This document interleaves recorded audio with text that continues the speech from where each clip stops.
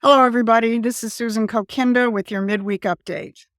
Today is September 11th, 9/11. The day that our nation's march toward totalitarianism was put on a fast track, thanks in large part to one of the people who just endorsed Kamala Harris, Dick Cheney. It really does speak to the Orwellian nature of last night's debate that Harris cloaked herself in the mantle of neocons and warhawks as a point of debaters' pride, but perhaps that was one of the more truthful aspects of her performance. There will be endless postmortems about the debate. Donald Trump was Donald Trump, and Kamala Harris was whatever the AI had constructed for the evening, with not a little help from the moderators who functioned as her assistant coaches, fact-checking Trump throughout the night. Trump's closing statement brought things back to where most of us live, namely reality. He simply pointed out that Harris has been in power for 3.5 years.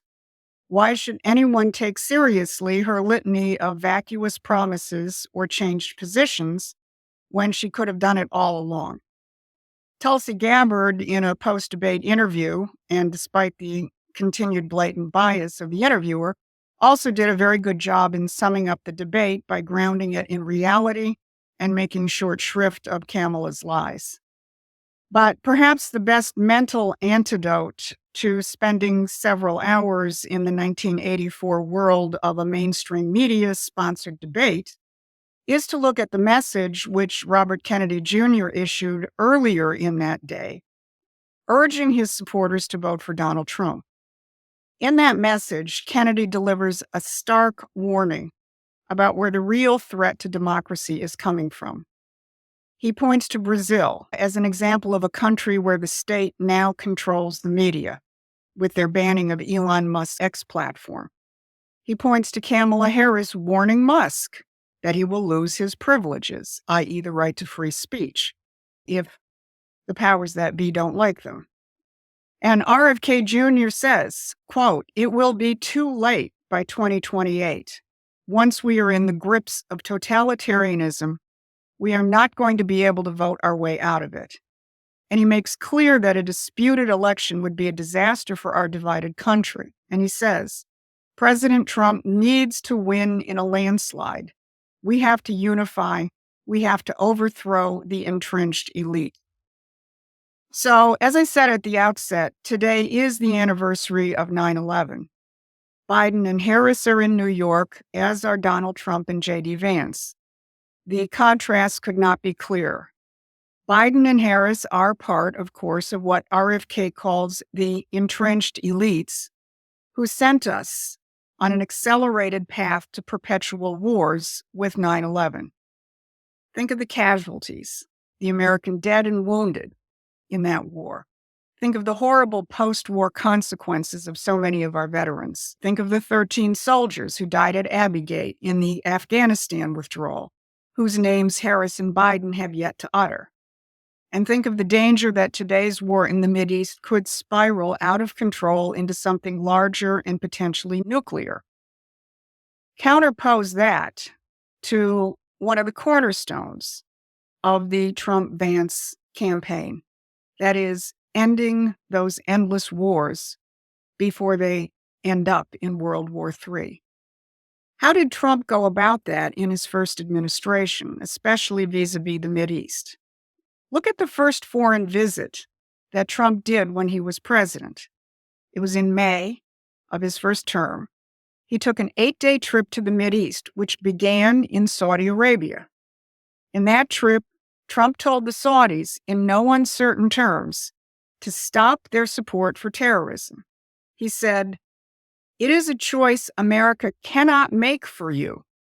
A better future is only possible if your nations drive out the terrorists and extremists. Drive them out." That was the public side of Trump's message. One can imagine the private side. Now, this is extremely important because it demonstrates that Trump was clear on where support for ISIS and Islamic extremism was centered: Saudi Arabia. And it worked. By drawing up Saudi support, coupled with American military and intelligence operations, Donald Trump went a long way to rolling up that particular threat.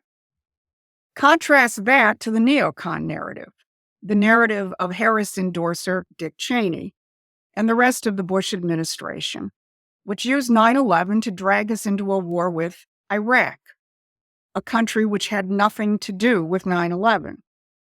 As our organization has documented extensively and early on, 9/11 was a Saudi operation protected by the Bush family and directed for British imperial geopolitical purposes. If you go to our Promethean Action website, you will find our groundbreaking video on 9/11, which documents the British role in deploying their Saudi assets in this attack.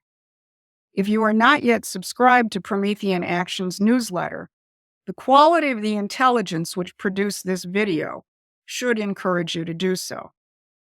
And Trump was on his way to reversing this Cheney-Bush-British dynamic, which started by his shutting down Saudi-sponsored terrorism and proceeded with the implementation of his Abraham Accords, which of course were stopped when Biden became president.